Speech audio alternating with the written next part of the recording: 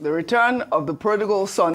Well, all right, good morning to you, viewers. Let's begin what's trending by taking reactions to Rivers State Governor Sim Fubara's visit to President Bola Ahmed Tinubu at the Aso Rock Villa on Monday, which he described as a father and son discussion following his return to office after lifting of the emergency rule in his state. Fubara met with President on Monday evening, and both leaders were photographed exchanging pleasantries. Speaking with State House correspondents after the closed-door meeting, Fubara explained that it was proper protocol for him to see the president and formally notify him of his return to office.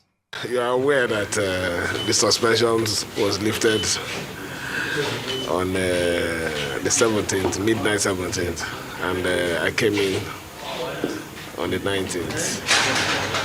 Ideally, it's proper for me to see Mr. President to tell him that I'm back and I've also resumed my responsibility as the governor of Rivers State.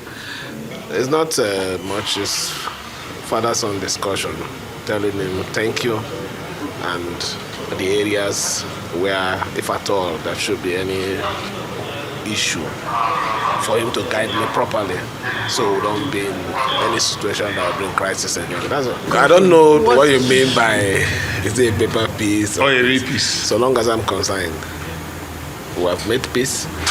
My Fubara and his principal are working together. It appeared to be. I mean, it says father and son meeting. Peace has returned to Rivers State. Well, this meeting signals an apparent reconciliation between Fubara and the federal government, and his decision not to challenge the constitutionality of the emergency rule appears to have, smoothed relations with the executive. I'll take reactions. The city here, the floor. Before I take this reaction, go ahead. Oji, see, in life, when a man comes of age, there are some things that will lead a man as he goes on in his life. Number one, principle. As a human being, you need to set boundaries to things you will take, but you will not take. But when you have a human being that your principles are soiled, you are violated, you are pummeled, you are beaten, you are bullied, and you go back to beg your oppressors, you have failed as a man. So when you have people that create these conditions in society to pummel people to the extent of the fact that they cannot stand up for themselves, then the man in those people died. So I would like to ask Governor Fubara, how do you feel today? Your fellow governors, 11 governors of PDP states, stood up for you. They took a case to court that the Supreme Court did not hear. People spoke up against the injustice, not because of you anyway, it was because of the seat of the governor that they felt was being desecrated. And today, you go back and meet the same people that oppressed you, the same person you call your father that couldn't side with you when the chaos started, the same person that used the state of emergency to humiliate you for another person. Then you go back to him and you went to report to him and say, Daddy, I'm here, you.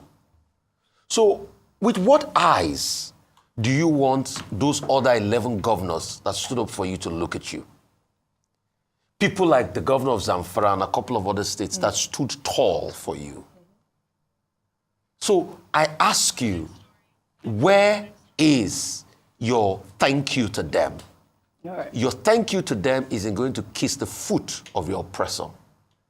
It reminds me of the words of Winston Churchill. When Winston Churchill said, an appeaser is the one that keeps giving the crocodile meat, but hoping that one day the crocodile will eat him last.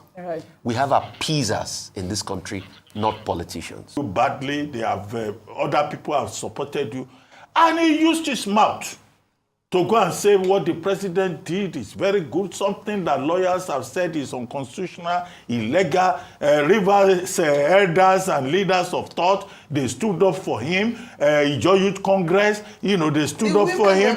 The women went onto the streets, and then he just threw all these people, under the bus to go and genuflect. Now, it's not compulsory that he talks. I mean, if he's an obedient civil servant, okay, he's governor now. If he has nothing intelligent to say, he can keep quiet. So what is all that granting interviews and just vomiting from the mouth instead of taking a principal position? I made the point. Yeah. I hope that the terms of the settlement in this particular matter will come to light one day. We don't want to hear that a certain godfather somewhere has to be settled with River State resources on a monthly basis so that there will be peace. That must not be the case. Right. Because this same House of Assembly must always in River State ask for accountability and integrity. So it cannot negotiate away the primary interest of the people of River State. So he has gone there. I don't know how many times he prostrated to the president. They didn't show that on television. We also don't know where else he has gone to prostrate. But now that they have brought him back and he's very happy to have been brought back, let him go back and do the work. Let him go and do the work. Let me read a comment. This person wrote, Fubara has a new father now. His name is Ahmed Bola Tinubu. Hopefully he goes to APC. That will give him some covering and may even help in twists of his second term ambition. Now our papa be this, so we no get another one. Now our papa be this, so.